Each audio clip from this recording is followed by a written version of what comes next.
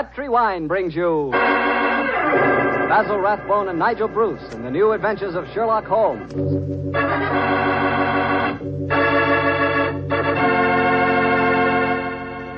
The Petri family, the family that took time to bring you good wine, invite you to listen to Dr. Watson tell us another exciting adventure he shared with his old friend, that master detective, Sherlock Holmes. And I want to ask you something. You know, every now and then I've told you about the good old American custom of serving a glass of sherry before dinner, particularly Petri California sherry. And I wonder if you've tried that Petri sherry. Really, a glass of Petri sherry is the best beginning a good meal ever had. Petri sherry is clear, fragrant, and truly delicious. It's a wonderful wine whose flavor is the essence of luscious, sun-ripened grapes. And Petri makes two kinds of sherry wine, a regular sherry and Petri Pale Dry. If you don't know which you prefer, try them both. Don't buy one, buy two. But remember, always buy Petri, because Petri wine is always good wine.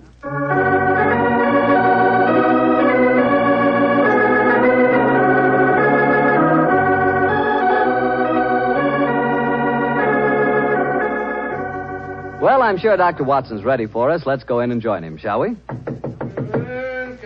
in. Good evening, Mr. Bartell. Evening, Doctor. Quiet, Willie. Quiet, Monty. Lie down. The dogs seem very pleased with themselves tonight. Did they have a good day? Yes, the three of us did, my boy. Go on. Run off out in the patio. I took a 7-iron and some old golf balls on the beach this afternoon.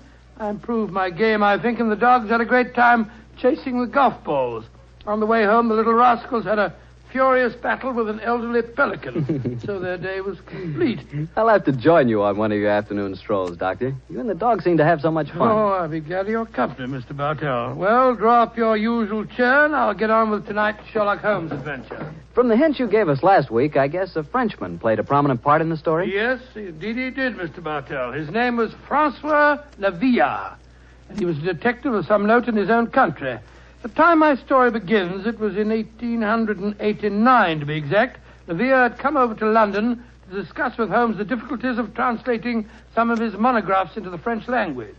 At this particular time, I was in the early days of my marriage, Mr. Bartell, and this fact, combined with a busy practice, meant that I saw very little of my old friend. He must have missed you, Doctor. Oh, he did. Well, of course, he'd never admit the fact, but to get on with my story. One cloudless June afternoon, I found myself in the neighborhood of Baker Street, and I couldn't resist paying a visit to Holmes. Mrs. Hudson was out, but having retained my old latchkey, I let myself in and mounted the familiar stairs. It gave me a strange feeling as I raised my hand to knock on what once had been my own living room door. Come in. Oh, hello, Holmes. Monsieur Holmes. Oh, I beg your pardon. I didn't know you... Watson, my dear fellow. How very nice to see you again. It's great to see you, Holmes. I'm sorry I interrupted you. No. I didn't know that you had company. Not at all, my dear fellow. We're delighted, aren't we, Lavillard? Watson, oui. this is Monsieur Lavillard. How do you do, sir? How do you do? Enchanté, monsieur. I have often wished to meet the so charming Dr. Watson. Holmes has told me a great deal about you. Oh, it's very nice of you, sir. That it suits you, Watson. You look splendid, old fellow. Gained a little weight, haven't you? Yes, a few pounds, I mean. Here comes you. Sit down, won't you? You sure that I'm not interrupting you in some important discussion? Oh, no. Oh, no, mon cher docteur.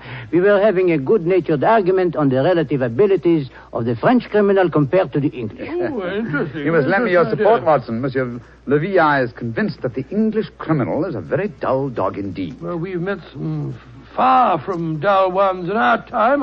I assure you, Monsieur Lavillard. The exceptions rather than the rule, I fear, mon cher docteur. You're stubborn, aren't you, Lavillard? Believe me, my dear friend, that I will yield to no one in my admiration of your knowledge and skill. That is why I wish I could persuade you to practice in Paris. There you would find opponents really worthy of your steel.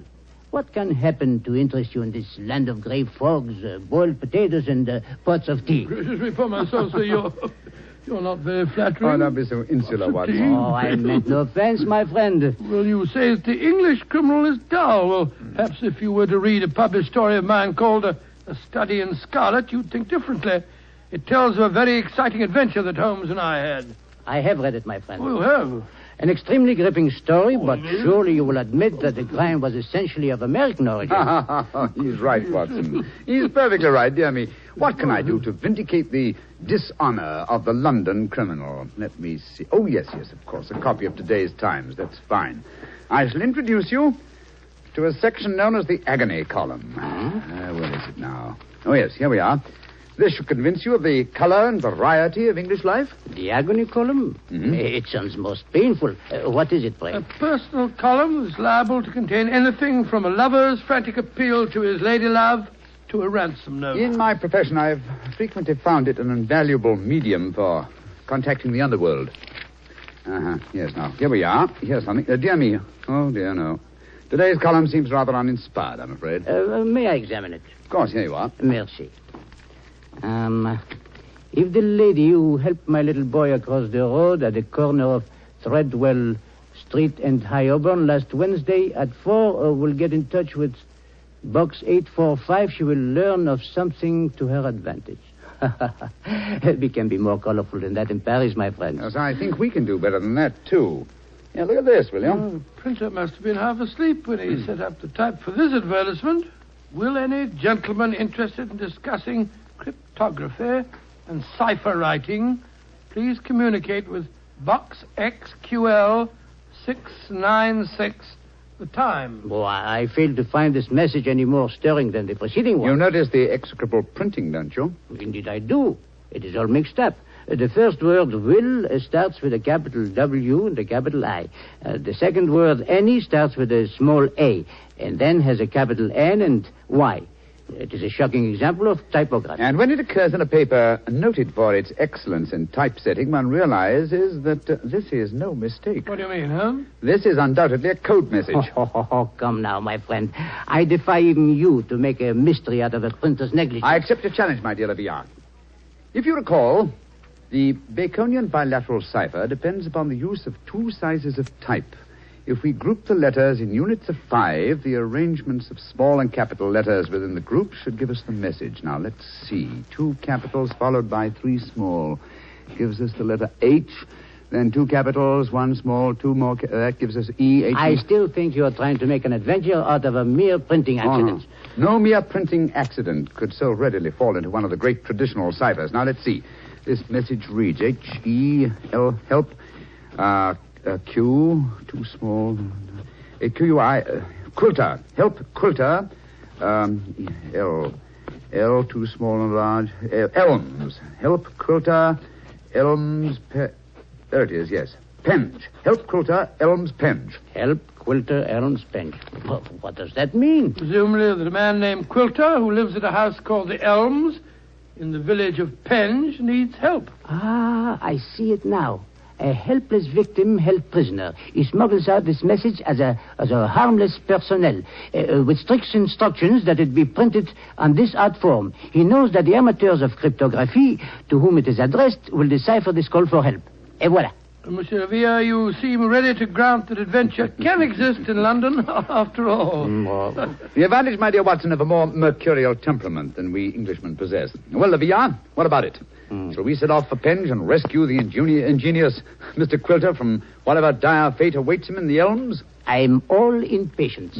Splendid. Watson, I suppose you're too busy to join us. Too busy? Well, in your practice, I'm sure that you have patience to attend yes, of course, yes. As a matter of fact, I have 2 further visits to make today. One to a peppery old miser who has gout, and the other to a wealthy society woman who has acute attack of hypochondria, as they call it. To blazes with them, to hell with both of them. I'm coming with you, Holmes, if you want me. Bravo, Watson. Then grab your hat and coat. The game's afoot.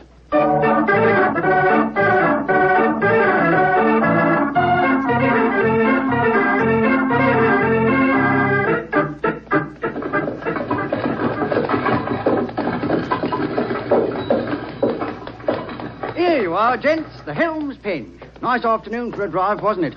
Afraid it'll cost you 15 bob, though. There's a sovereign for you. You can keep the change. Blimey, thank you, Governor. Top of the evening to you, gents.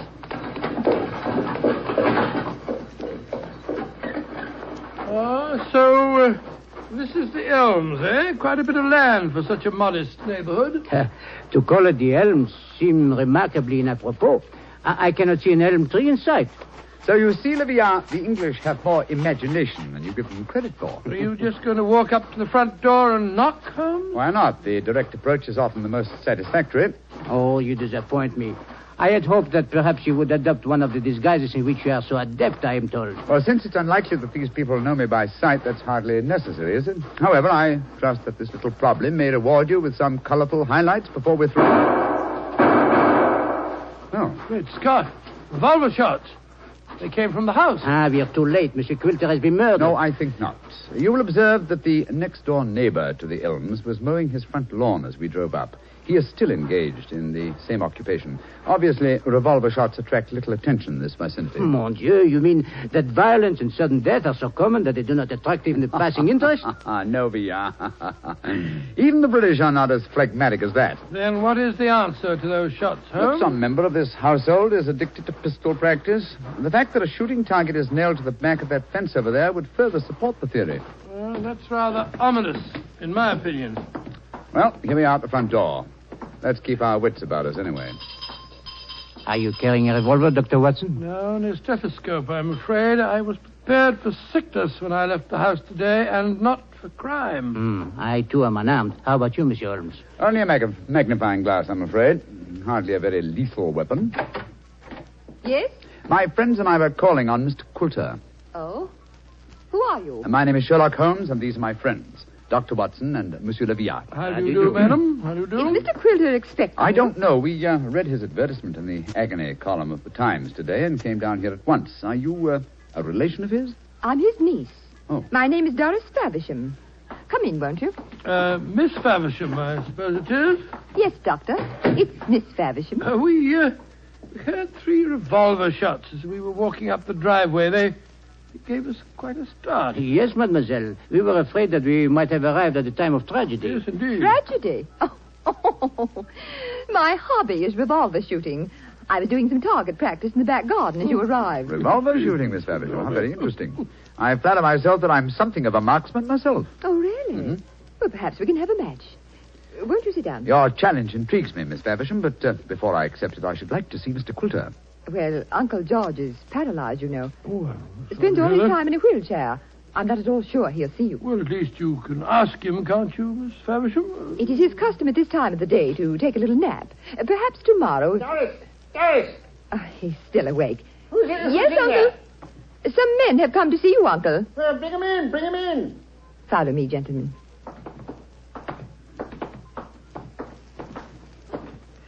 Uncle, this is Mr. Sherlock Holmes, Dr. Watson, and Monsieur Leviat. and Monsieur Leviat. How do you How do, do sir? you do, sir? How do you do? Sherlock Holmes, eh? It took you long enough to decipher my message and get here, didn't it? Your brother's a much faster worker, isn't he? Oh, what makes you say that, Mr. Quilter? Received this telegram from him at 11 o'clock this morning. Read it for yourself. Oh, well, what's it say, Holmes? Suggest you consult my brother Sherlock, and it's signed Mycroft Holmes. Yes, Mr. Quilter, my brother is a much faster worker. Or shall we say that he suffers from the unfortunate habit of early rising. He undoubtedly read the agony column 3 hours before I did today. Don't know about that, but I've been expecting you all day. I imagine you know why I inserted that advertisement. Well, I had the impression that you were under some form of restraint, that you were in need of a rescue party, as it were. Rubbish. My advertisement was a piece of subtle bait.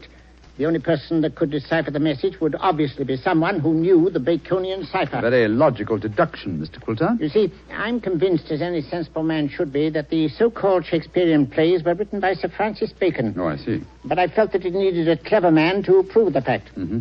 I was sure that anyone who was able to decipher my message was the man I needed. And what will it take, Mr. Holmes, to do the job? I'm a rich man. Name your fee. You mean to say that you inveigled Mr. Holmes down here just to do some research on the origin of Shakespeare's work? Oh, you needn't look so shocked, Dr. Watson. My uncle has offered to pay him a handsome fee. Well, what do you say, Mr. Sherlock Holmes? It's an interesting subject for research. I'll concede that Ignatius Donnelly and others have proved almost beyond doubt that William Shakespeare of Stratford-on-Avon did not write the plays, but I greatly doubt that Lord Bacon did. I may devote my leisure and later years to some investigation on the subject, but in the meanwhile, Mr. Quilter, I'm afraid I'm much too busy to undertake such an assignment. Please yourself. Show the gentleman out, Doris. Goodbye, sir. Good day, sir. Too bed you had this long drive down here for nothing, Yes, gentlemen. I'm afraid I quite agree on it. It would seem to me that your uncle has a distinct talent for practical joking, mademoiselle. Uncle? Oh, Uncle never made a joke in his life. Mr. Holmes, now that you're here, perhaps you'd like to indulge in a little shooting match. Thank you, Miss Faversham, but as I told your uncle, I'm a busy man. Good evening to you. Goodbye, gentlemen. Goodbye. Holmes, old fellow, you're losing your touch. You'd never made a blunder like this if I'd still been with you. It is comforting for an aspiring detective like myself to know that the great Sherlock Holmes is fallible. Yes, indeed. Then am I to assume that I must continue the case alone? What do you mean, continue the case? There isn't one. Quilter's in no danger. He's in desperate danger. What? I'm only afraid I may be too late to save him. But we have just spoken to the man. Oh, no. Did neither of you notice the traces of fresh loam on the boots of that supposedly paralyzed man? Gentlemen, I fear the agony column has led us to murder.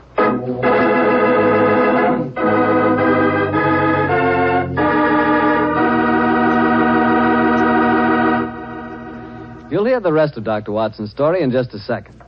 Time enough for me to mention that any meal is a better meal when it's served with a Petri dinner wine.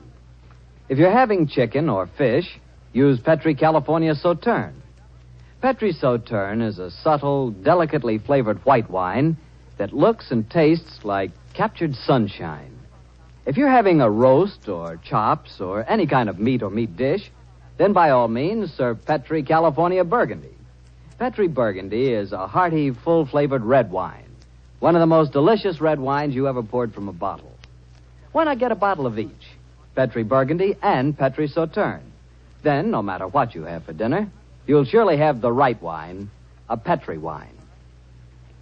Well, Doctor, why did you have to break off your story there? Well, I had to break it off somewhere, Mr. Bartell, and that seemed to be the most exciting spot. It certainly was.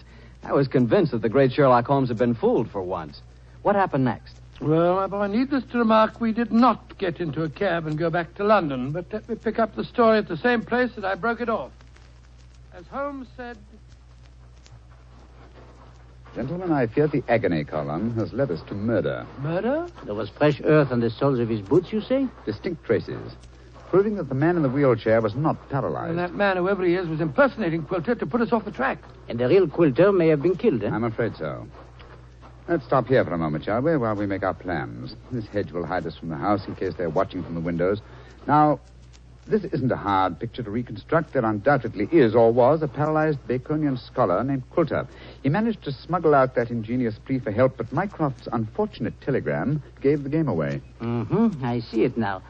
The people in there, holding him prisoner, forced him to reveal what he has done, eh? What they may have done to him, heaven alone knows. One of the criminals, guessing from the telegram that I might appear on the case, posed as the crippled Quilter. What's our next move, Holmes? Remember that singularly unattractive young lady skilled with a revolver? We must search the grounds as unobtrusively as we can. Search the grounds? For what? I can answer that question, Monsieur Docteur. We search for signs of the freshly turned earth of a grave.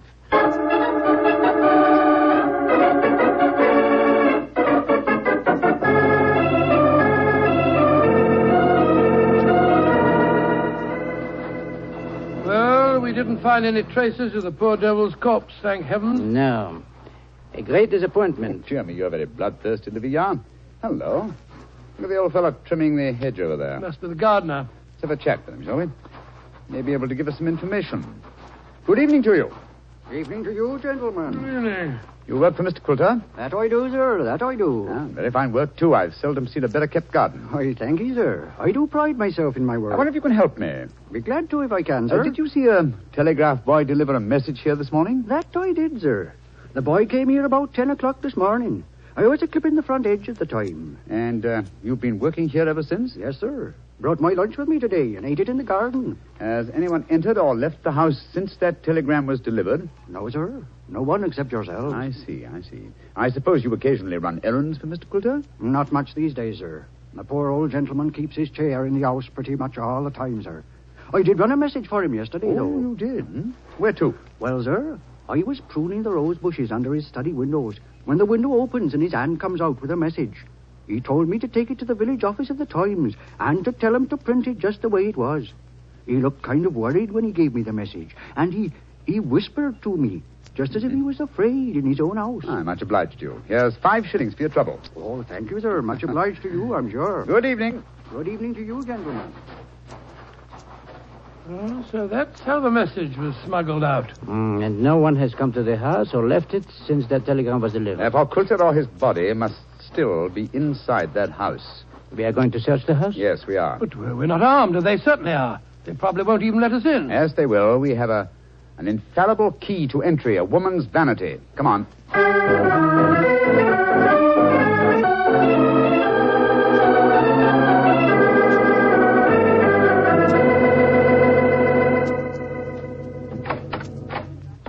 Oh, so you came back. I thought you wouldn't be able to resist my challenge to a pistol match, Mr. Holmes. Exactly, Miss Faversham. We had difficulty in finding a cab and decided to take a train back to London. It was an hour's wait, so I thought I'd accept your challenge. Good. Come in. We'll go into the back garden. Thank you. Don't talk loudly. I think Uncle's asleep in the next room. Don't bring anybody in here, Doris. I want to see. All right, Uncle. This way, gentlemen. If your uncle wants to sleep, seems a funny sort of alibi. Oh, well, he's used to that, Doctor.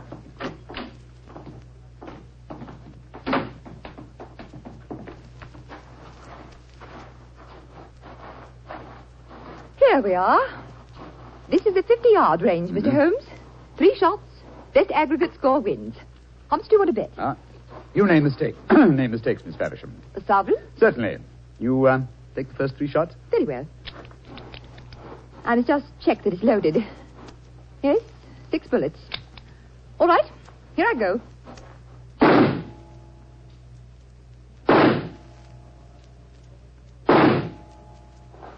Bravo, Miss Faversham. Splendid. A bullseye and 2 winners. I can do better. Your turn, Mr. Holmes. Doris, who are these men? Friends of mine. I'll introduce you in a minute, Geoffrey. We're in the middle of a match at the moment. Your turn, Mr. Holmes. The revolver, please. Here you are. Thank you.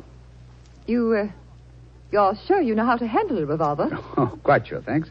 Then why are you pointing it at me? Because I want you to raise your hands above your head. You too, whatever your name is. Doris, who are these men? Put up your hands. I shan't hesitate to shoot, I assure you. Come on. That's it. What in heaven's name do you think you're up to? Finding out what became of the real Mr. Quilter. Search the man, Watson. Right you are, Holmes. VR, go into the house, will you, and search it. Yes, but of course. Hello, this man had a revolver on his hip. Keep him covered with it. Here, stand still, you. Now, sir, who are you? From your resemblance to the man in the wheelchair that we saw earlier, I should say that you're a member of the same family. We're both relatives of Mr. Quilter. That's right. My name's Davies. I'm from the Australian branch of the family. Relatives, yes. And doubtless you stood to inherit his estate in the event of Quilter's death. You moved in on this defenseless old man, terrorized him, lived off him, and finally found it necessary to destroy him. You're talking absolute rubbish. You're telling the truth and you know it. I can tell by your expressions. Move back into the house, both of you. Come on. And keep your hands raised. All right, that's it. Come on. Lead the way into the study. The man posing as Mr. Quilter is still there. We heard him call out as we came in. Yes, we might as well confront the 3 of them together. Yes, he's still seated in the chair. He seems to be asleep. Via! Did you find anything? Not a trace of the missing men, Monsieur Holmes. Davis, what did you do with Mr. Quilter? I didn't do anything with him. Of course not. He's sitting there in that chair. Well, it's no good lying to us. We know that man's an imposter. This is a fantastic situation. Nobody has left this house since the telegram arrived, and nobody has come to it, yet Mr. Quilter has vanished. Good Lord, how can he sleep through all this talk? You'd think he'd been drugged. Via! We're idiots. You are unquestionably the most promising detective in France, and some people have been kind enough to grant me a similar status in England, and yet my old friend Watson has just solved the case. Oh, well, it was nothing. It was just too happy to... What? Solved it? Well, how? Listen to the breathing of that man in the chair. What? He's been drugged. There sits the real Mr. Quilter, the persecuted victim who sent a cipher message for help. The man we spoke to earlier. Was you, Mr. Davies, impersonating Quilter. After you'd received us, you took off your disguise, adopted an Australian accent, and then hid your drug victim by placing him in his own wheelchair, knowing that would be the last place we'd look for him. And they would have kept him here until we had gone and then murdered him. What a devilish plot. Well, What have you got to say for yourselves? It was Geoffrey's idea, not mine. I didn't have anything to do with it. That's a dirty lie. You were in this as much as I am. Oh, this is splendid, simply splendid. Please continue the argument. It'll make interesting evidence in court. You can't take us into court. Of course you can't. What's the charge? Quilter's still alive, isn't he? When Mr. Quilter revives under Dr. Watson's ministrations, you will be charged, I have no doubt, with attempted murder, abduction, sequestration, duress, and probably several other counts. Monsieur Villard, if you will find us a cab, we'll take these miscreants to Scotland Yard. Our work is done.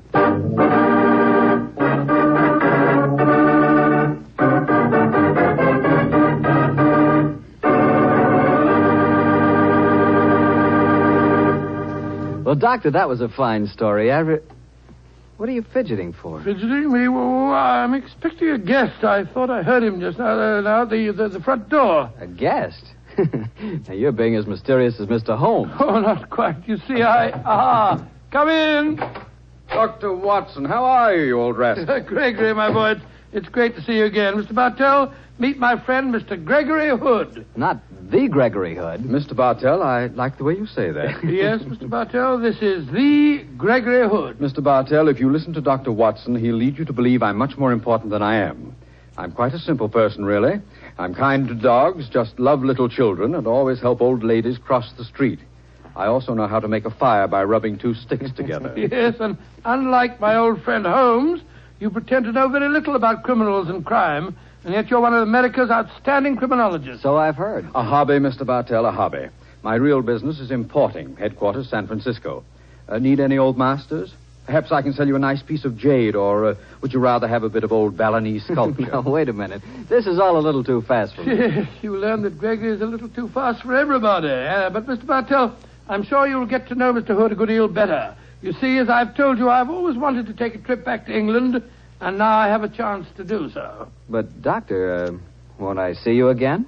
What about our story? Oh, I shall be back in the fall, but meanwhile, I've asked Mr. Gregory Hood to get together with you at this time every week and tell you some of his experiences. Which, of course, makes me feel very important. Mr. Hood, as you know, has been involved in many famous cases dealing in crime. His importing business and his hobby criminology are a strange combination. I learned that he keeps a diary of these cases, and it's a fascinating book. The case book of Gregory Hood. The case book of Gregory Hood. Sounds intriguing. Intriguing? Huh. It certainly is. Thank you. Well, then I can tell all our friends, be sure to listen next week at the same time and every Monday night through the summer to The Case Book of Gregory Hood.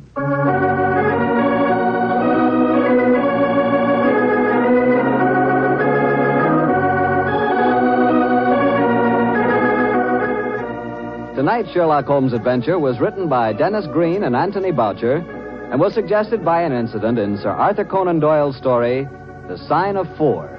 Music is by Dean Fossler. Mr. Rathbone appears through the courtesy of Metro-Goldwyn-Mayer, and Mr. Bruce through the courtesy of Universal Pictures, where they are now starring in the Sherlock Holmes series.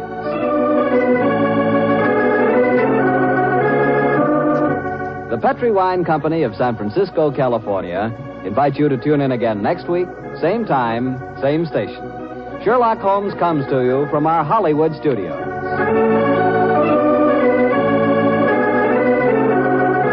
This is Harry Bartell saying goodnight for the Petri family. This is the Mutual Broadcasting System.